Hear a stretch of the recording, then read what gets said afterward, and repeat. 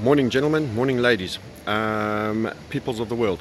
So, just a quick housekeeping announcement. 23rd Feb at 7:30, our free webinar, the 7 great mistakes traders make, how to spot them, toe tag them, identify them.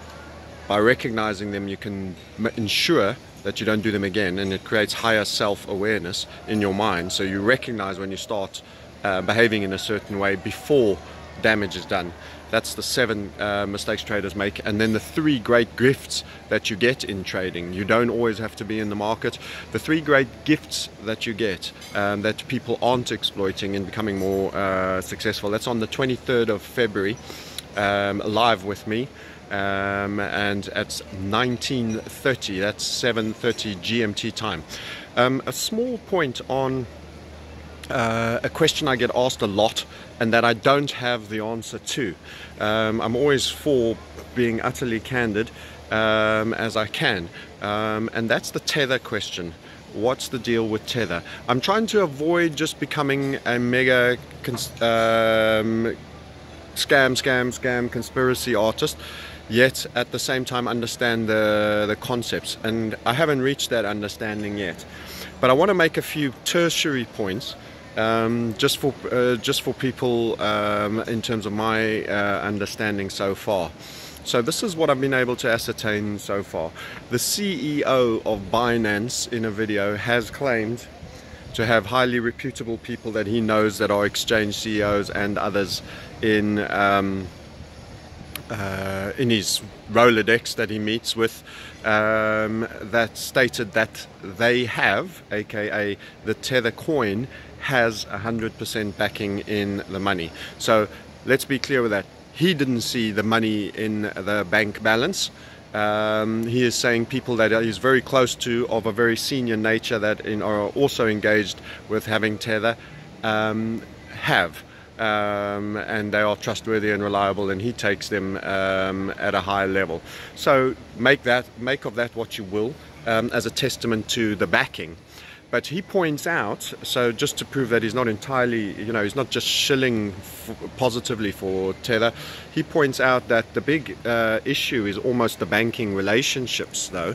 You can have the money, but if your banking relationships keep getting cut, access to the money, if there is a squeeze event, can still become an issue.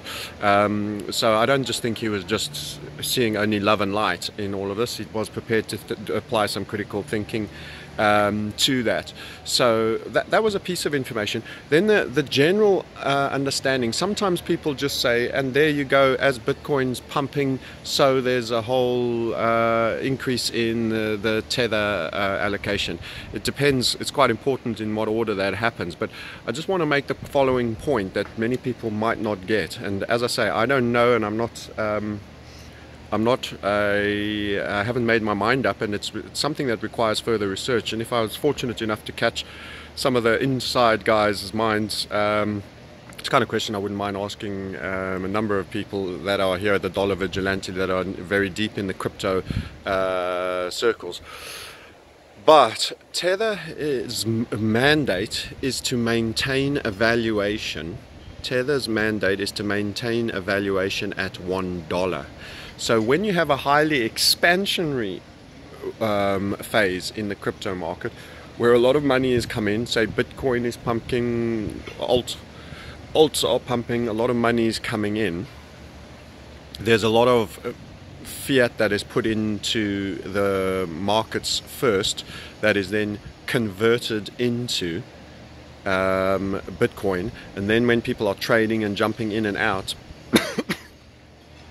in between getting into their next trade, they may park it up in Tether, or they may land in $1 or a Tether equivalent. Tether's meant to be a crypto coin in essence, but it's a coin that's meant to just hold valuation with $1. So you've got to be careful that if you have a lot of growth in the crypto market and people then sell in and out of various alts and are buying Tether, how does the Tether coin maintain just a dollar valuation if there's a lot of demand? And if there's a lot of demand, the way they for their coin, they've got to maintain it at a dollar value. They have to proliferate the coin. It's like a QE coin. Tether is a QE coin in essence. It's in an expanding crypto market. It's got to keep proliferating at the rate at which the crypto market is expanding, or that it's been demanded, so that it destroys value to maintain valuation with fiat when cryptos are going up. That's its remit, almost a tracker of the dollar. So sometimes people might say, you see, there's a coincidental moment of Tether expansion and the crypto markets going up. You've got to understand the mechanism of the fact that Tether has to expand if it's been more demanded in an environment where it's more demanded. What's important though to assess, and I haven't made my view up on this, is that normally it's fear that sees people go into Tether. In other words, people are gatewaying from fiat straight into Bitcoin and then buying alts, or straight into the major alts that are available in the likes of Coinbase, for example. You can get Litecoin, Bitcoin Cash, Ethereum, etc. straight away from your fiat. It's often when fear occurs. So it's interesting to note what order the events occur. When you have a contraction, most people don't take their money immediately off, or a selling period which is hurting. They don't take their money immediately off out of cryptos back into their bank accounts. What typically happens is they'll park it up in Tether equivalents.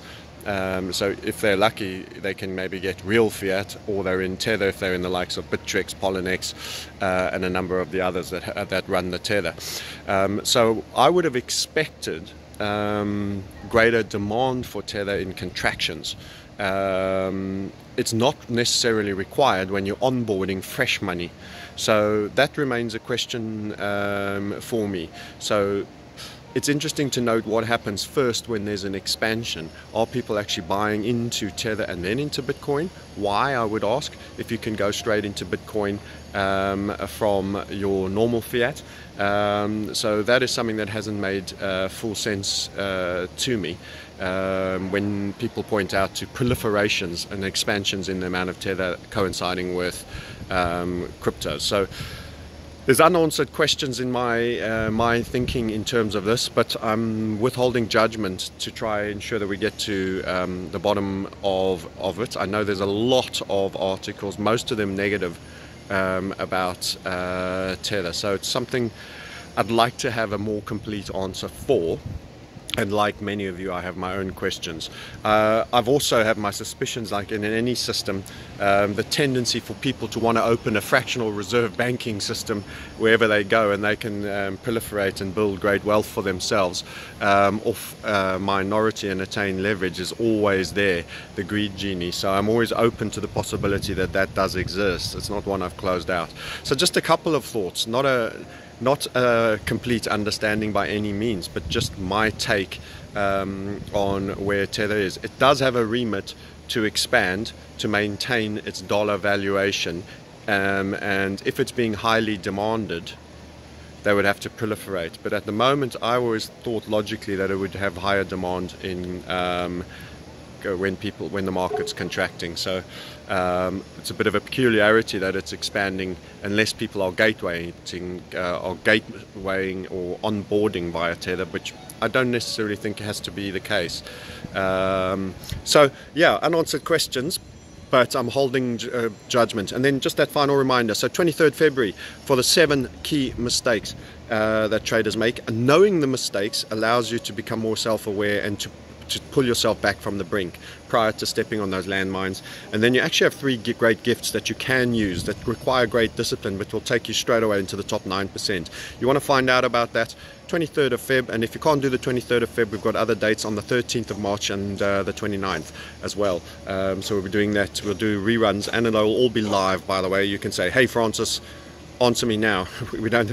It's not robot. So we'll be there and we'll be talking to you, and we look forward to seeing you. Where do you get that? Just go to the www.themarketsniper.com. Getting started.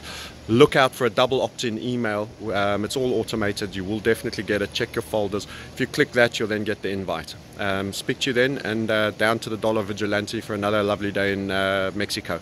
Keep well.